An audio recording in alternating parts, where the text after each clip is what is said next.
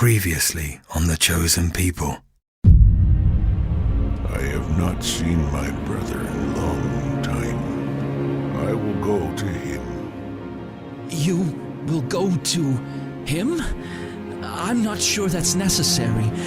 He's merely going to pass through and only wishes to have peace between the two of you. I go now. Esau gestured to a few of his men. Bring 400 men. What did you do to this man to make him hate you so much? I wanted more. I was willing to do whatever it took to get it. Now I have it, and I fear it will be taken from me. If we are to survive this, I must seek God Most High. I'll return shortly. In the distance, through the mist, Jacob saw a trail lit by hundreds of torches. Esau will be here by dawn. What will I do? As Jacob considered these things, he felt a shift in the air. Someone was there with him. He turned and saw a figure walking toward him through the twilight haze. Esau? Is that you? Jacob knew what he had to do. He felt sure that he had to wrestle with God himself and prevail. The two men converged, bodies clashing into each other like colliding waves in a storm. Let me go. The day has broken. The man tugged his leg away, but Jacob refused to let go. Please! Please bless me! I won't let you go until you bless me! Your name shall no longer be Jacob. It shall be called Israel, for you have struggled with God and have prevailed. The Chosen People is sponsored by NetWell. Healthcare costs are rising, and it can feel overwhelming. But at NetWell, we believe there's a better way. Imagine being the part of a community, a family where people just like you share medical expenses. With NetWell, you get affordable care without the burden of surprise bills or sky-high premiums. We're more than traditional healthcare sharing. We offer access to trusted providers, telemedicine, dental, and mental health services. Your well-being is our priority, and we're here for you like family. Join the NetWell family today at netwell.com. Affordable care, trusted community, your health, your way. In the shadow of past betrayals, can two brothers find the light of reconciliation? Shalom, my friends, from here in the Holy Land of Israel. I'm Yael Eckstein with the International Fellowship of Christians and Jews, and welcome to The Chosen People. Have you been impacted by this podcast? We'd love it if you could leave us a review. We read all of them, and they help us gain a better understanding of who we're reaching.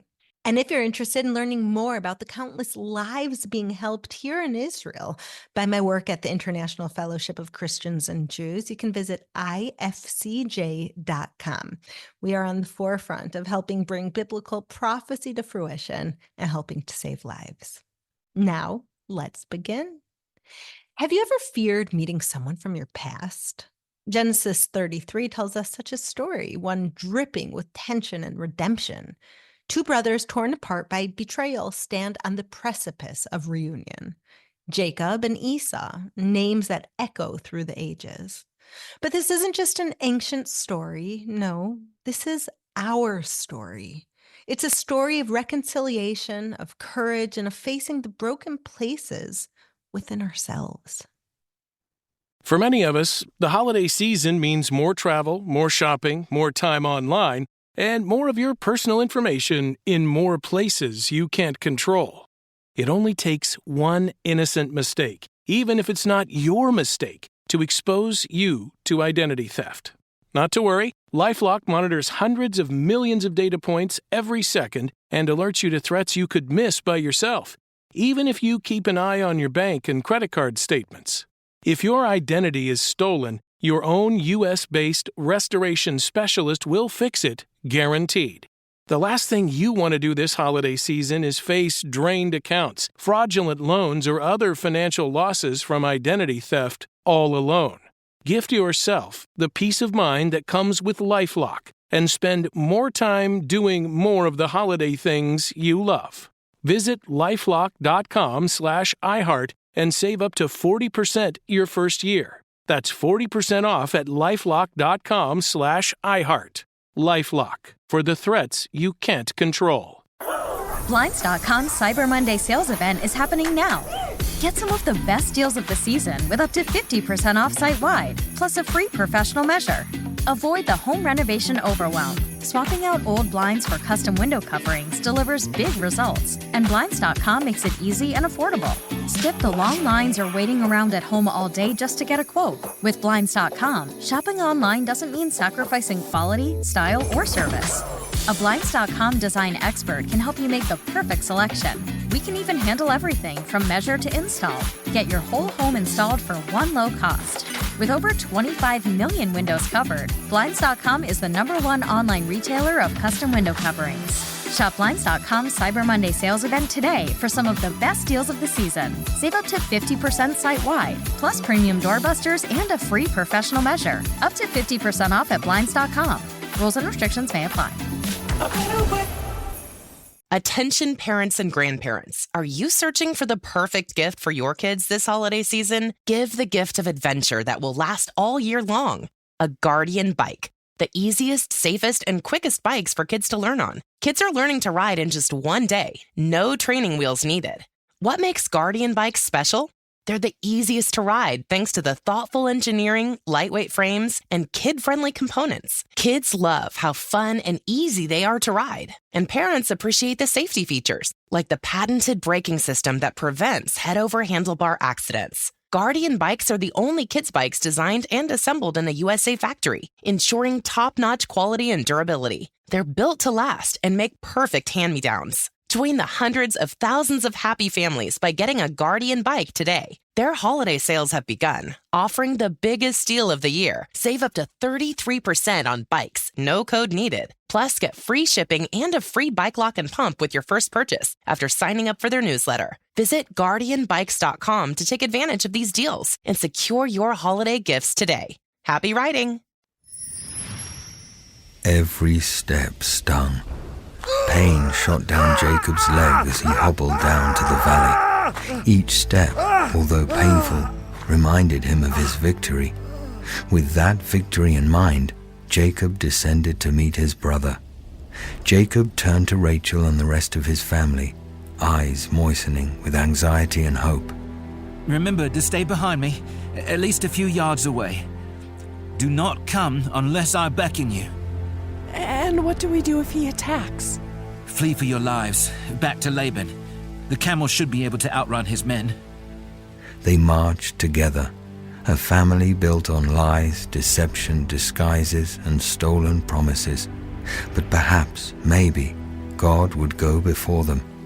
Perhaps God would move the heart of Esau to show mercy. Esau's company finally materialized. Jacob squinted to see against the sun's piercing glow. Esau marched with the same bear-like stride he had always walked with. His hairy, broad-barreled chest flexed with every breath as he quickened his pace. He's seen us! Jacob called out to his family behind him and gave them the signal to cease. Jacob's hip ached, but he quickened his pace toward his brother. Esau matched his speed, transitioning from a march to a stride. He was still large. His muscular frame shook the ground as he ran. Jacob's pace turned to a sprint. When he was only a few paces from his brother, Jacob slid onto the ground, fell onto his face, and bowed. Please, have mercy on me, brother. Jacob looked up. Esau didn't soften his footsteps. He continued to run with determined force. He isn't relenting. This might be the end. Then, to Jacob's dismay, Esau slid into the dirt and wrapped his brother up in his thick, furry arms. I've missed you, brother. Esau squeezed the breath out of Jacob. You what? You missed me? I missed you. You're my brother, and I missed you. Jacob couldn't help but laugh under the crushing weight of his brother's embrace. Slowly, with strained and weak arms from hours of wrestling, Jacob returned his brother's embrace, and that's when it happened. The dam broke. For years, Jacob held the weight of his guilt for what he did to Esau. Jacob cherished his birthright and blessing, but he knew he cheated to get it. But now that he had wrestled with God, he was a changed man. Tears rolled down Jacob's face. The two of them wept in each other's arms for a long while, content to let sobs fill the silence. Esau held Jacob's shoulders and looked him up and down. He placed a hand on Jacob's face and laughed. You've finally grown a beard. Well, you had taken all the hair. I had to travel to find some. Uncle Laban probably had plenty to spare. Yes, good one, dear brother. They laughed and wiped their faces. Esau looked behind Jacob's shoulders. Leah and Rachel stood a few paces away, with their children behind them. Who are these with you? My family. Rachel, Leah, come on over. Jacob gestured for them all to come over. They dismounted their camels and carefully padded toward them. Jacob waved his hand to reassure them everything was all right. These are my children. God has been gracious to me. Yes, very, very blessed. Blessed indeed, brother. And I've sent gifts to share in that blessing. Why all the gifts, Jacob? To find favor in your sight, brother. I have enough. Keep it. No, seeing your face is like seeing the face of God. You've accepted me when you could have killed me. Accept my blessing. Those were the words that Jacob needed to say, and Esau needed to hear. Jacob needed to give a blessing, and Esau needed to receive one. It was a beautiful moment of redemption, one that would have never been possible if Esau hadn't quieted his need for revenge. An eye for an eye would have given him a moment of satisfaction, but robbed him of the joy he had with his brother. Brother, come to my village. Stay with me. We journey together. Jacob saw the excitement in his brother's eyes.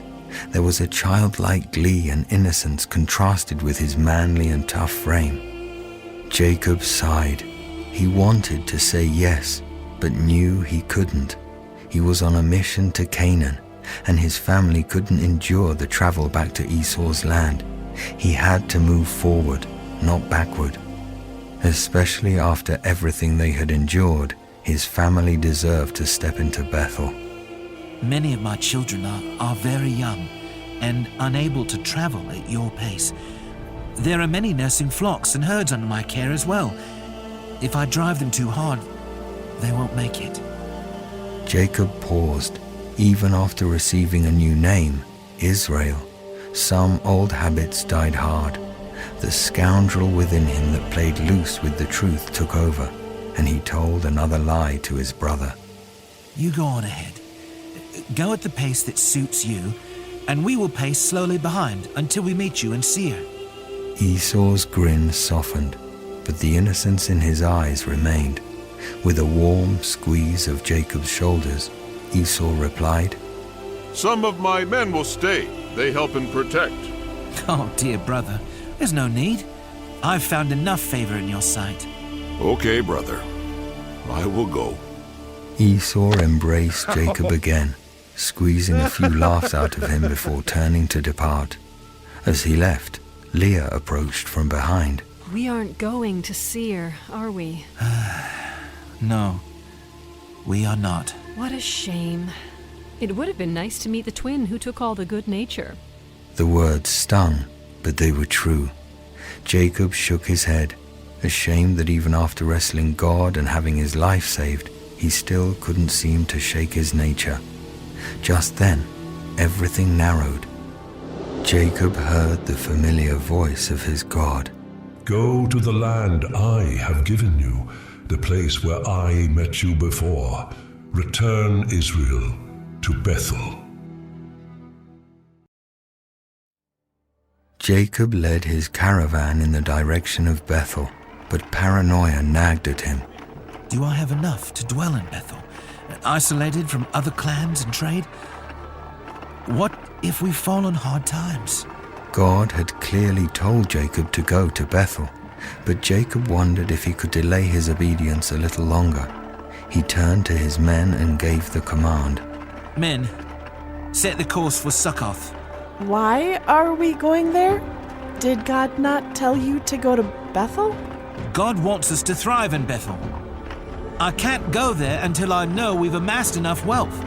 Succoth will be good for trade and partnerships. There's a city there, Sketchim. I think it will be good for us. As you say. Jacob's people settled there and built booths for their livestock. Jacob intended to sell some of his herd and use the wealth to purchase more farming tools. If Canaan was going to be his permanent home, he needed to figure out how to farm sustainably. It didn't take long for the city of Shechem to take notice. Hamor, the city's chief, came galloping with his sons behind him. He wanted to survey Jacob's wealth to determine if he was a threat or not. Hamor was a wide-jawed man with eyes too close together. His sons were all tall, thin-framed, and pompous-looking. Jacob wasn't impressed or threatened. Hamor dismounted and greeted Jacob with a smile. His gray beard opened to a grotesque mouth, moistened by fermented goat's milk and wine. It would seem a small kingdom has wandered into my land. Who are you, and what's your business? I am Jacob, son of Isaac and Abraham. I've come to settle here on the outskirts of your city for a time. I don't come empty-handed. As you can see, I have flocks to barter and wool to sell.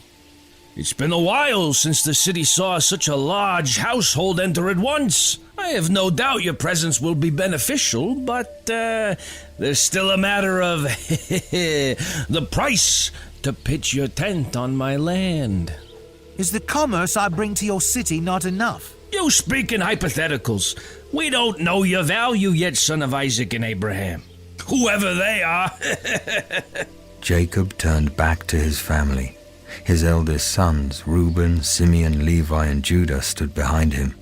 They were sizing up the sons of Hamor, itching for conflict. Jacob was done fighting. He wanted ease and peace. He turned back to Hamor and extended his hand. Name your price. 100 pieces of silver up front for the land. And if you don't prove yourself to be good for our people, then I'll have my sons come to shake more out of you.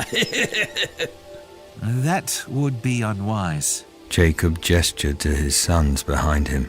Hamor's sons puffed out their chests. I don't want trouble, and I promise that whoever blesses me will himself be blessed. We'll see about that, son of, Iglik, Admiral, I can't remember. Isaac and Abraham, my lord Hamor.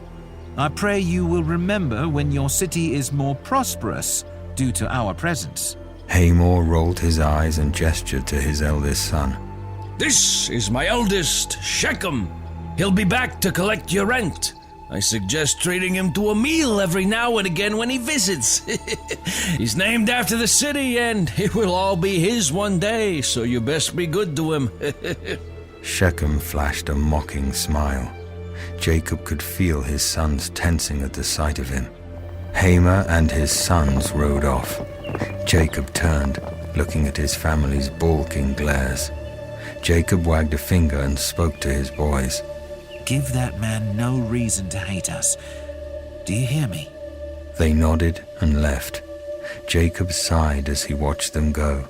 He knew he shouldn't be here, yet fear kept him from moving. Attention parents and grandparents. Are you searching for the perfect gift for your kids this holiday season? Give the gift of adventure that will last all year long. A Guardian bike. The easiest, safest, and quickest bikes for kids to learn on. Kids are learning to ride in just one day. No training wheels needed. What makes Guardian bikes special? They're the easiest to ride thanks to the thoughtful engineering, lightweight frames, and kid-friendly components. Kids love how fun and easy they are to ride. And parents appreciate the safety features, like the patented braking system that prevents head-over handlebar accidents. Guardian bikes are the only kids' bikes designed and assembled in a USA factory, ensuring top-notch quality and durability. They're built to last and make perfect hand-me-downs. Join the hundreds of thousands of happy families by getting a Guardian bike today. Their holiday sales have begun, offering the biggest deal of the year. Save up to 33% on bikes, no code needed. Plus, get free shipping and a free bike lock and pump with your first purchase after signing up for their newsletter. Visit GuardianBikes.com to take advantage of these deals and secure your holiday gifts today. Happy riding! This holiday season, surprise everyone on your list with the best gifts. Tickets to see their favorite artists live. Choose from thousands of concerts and comedy shows, including Mariah Carey, Mary J. Blige, Matt Matthews, Metallica, Thomas Rhett, Trans-Siberian Orchestra, Sarah Silverman, and so many more. Share a memory together or give a gift they'll never forget. Find the most exciting gift for every fan at livenation.com/gifts. That's livenation.com/gifts. The following ad is sponsored by Pets Best Insurance Services. Your pet is your bestie, your therapist, your preferred match. It's easy to love them, even when they sneak your snacks. It's easy to protect them, too, with pet insurance coverage from Pets Best. Because it's all fun and games until they chew on something they shouldn't. With perfect timing, Pets Best helps protect your furry friend and your budget from this imperfect world. Get up to 90% on eligible vet bills for less than $1 a day. Find your perfect match at PetsBest.com. Pet insurance products offered and administered by Pets Best Insurance Services, LLC, are underwritten by American Pet Insurance Company or Independence American Insurance Company. For all terms, visit PetsBest.com/policy. Moving forward, it would be his undoing.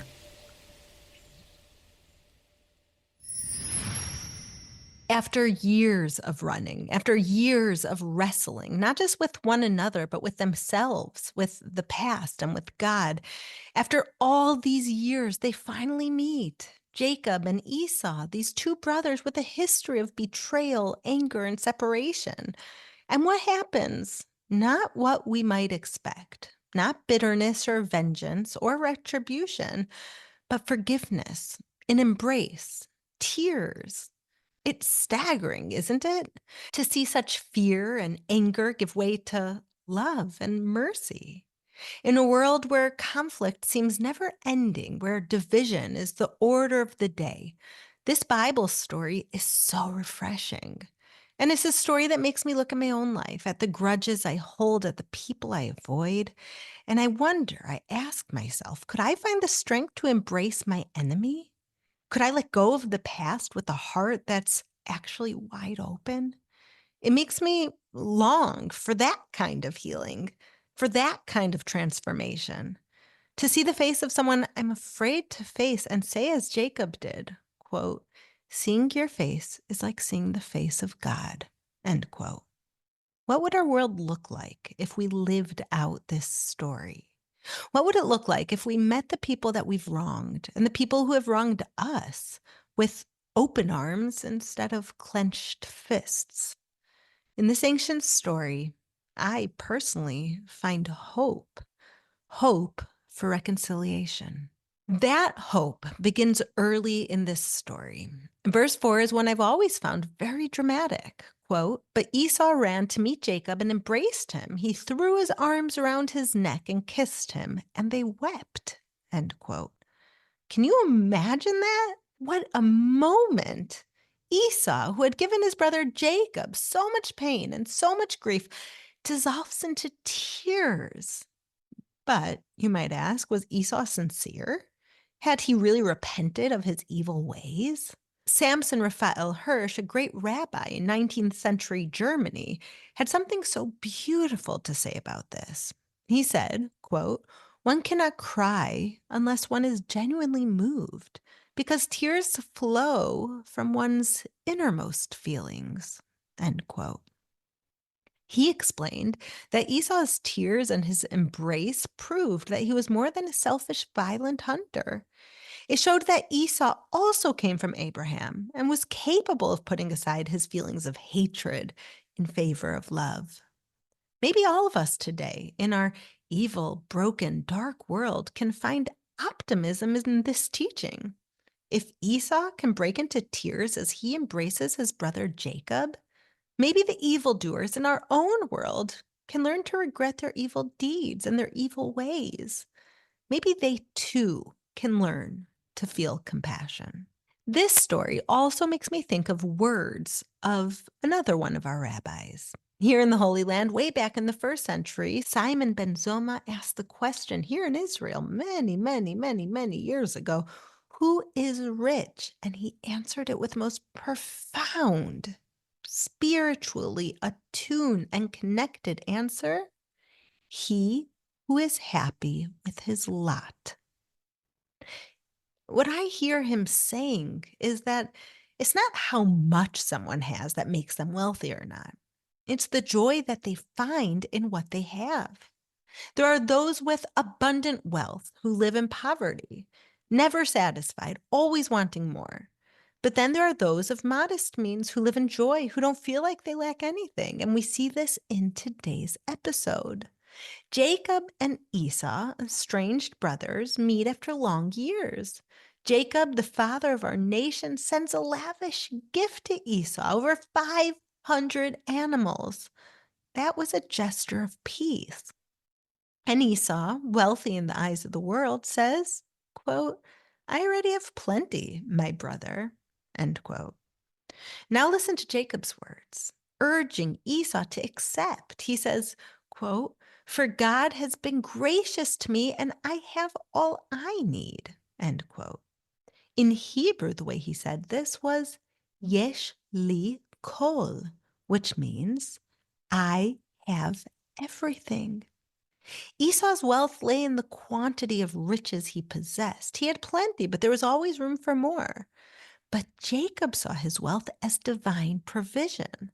Jacob's wealth, it met his needs because it was given to him by God. I have everything, he said, and he meant it. He meant it because he lacked nothing. And isn't that kind of the same for us? Don't you feel that even though if you would like or want more, that God gives us exactly what we need? And he provides so that we can fulfill his will in this world. My prayer, my friend, is that we all learn to be happy with our lot and content with what we've got, with what God has given us. Think back to the garden, to Adam and Eve hiding from God, the first rupture in human relationship with the divine, or to Cain and Abel, the tragic tale of brother against brother ending in bloodshed. But here in Genesis 33, we see a very different path. Jacob and Esau, who once seemed destined to follow that same destructive pattern, break the cycle. And I have to ask, why? Why would Esau, who had every reason to hold a grudge, run to meet Jacob, embracing him with tears and joy? Well, because this is the story of God's chosen people. A story where reconciliation isn't just possible, but central to God's plan. Here, this ancient narrative shows us that healing isn't just a distant dream, but a very real and very attainable possibility. In Jacob and Esau, we begin to see God's plan revealed to mend what is broken, to heal what is hurt. It began in the garden, was marred by sin, but is always moving forward towards reconciliation and restoration. So, what do we do with this Bible story? Well, let's be inspired to seek forgiveness and let's offer it freely. God's grace empowers us to heal and restore broken relationships. Think about those relationships in your life, the ones marked by tension, by silence, by pain. Identify them, name them, and then take steps to try to repair them. Do the brave thing, do the godly thing, reach out, seek forgiveness, offer forgiveness. How do we do that? We have to trust in God's healing power to restore and to renew. It's not just about them. It's not just about you. It's about us. It's about living out the story, the destiny of God's chosen people. And it's the story of reconciliation. It's a story of grace. And yes, it's a story of blessing. And so I bless you, this final blessing, on you, on your life, and on everyone you love. May the Lord bless you and keep you. May the Lord make his face shine upon you. May he be gracious to you. May the Lord turn his face towards you and give you peace. Amen. You can listen to The Chosen People with Yael Eckstein ad-free by downloading and subscribing to the pray.com app today.